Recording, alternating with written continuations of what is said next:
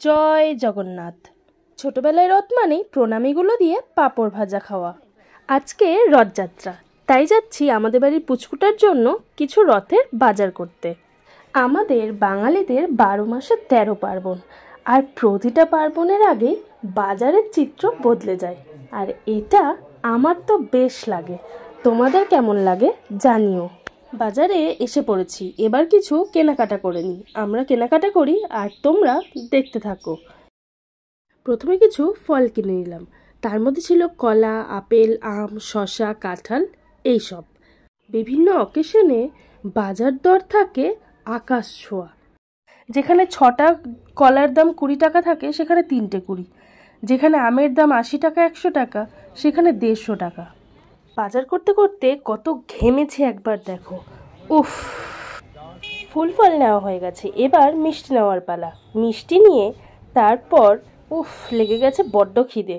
আমরাও একটু টুকটাক খাওয়া দাওয়া করে নিলাম 3 জনে মিলে। খাওয়া শেষ হয়ে গেল, এবার আর একটুখানি বাজারটা ঘুরে ঘুরে রওনা দেব বাড়ি ফেরার উদ্দেশ্যে। আগে না রথ এরকম সাজিয়ে বিক্রি হতো না, এমনিই পাওয়া যেত।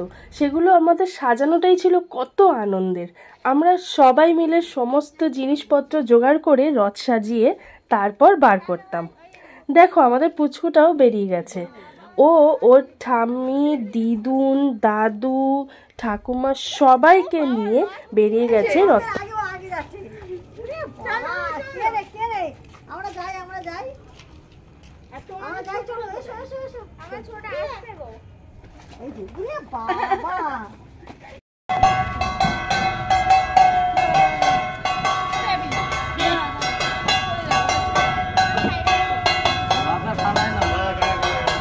ছোটবেলায় না আমরা দেখতাম কার রথ কত বড়, কে কত সুন্দর সাজিয়েছে, দোতলা রথ নাকি 3তলা রথ, কে আগে যেতে পারে।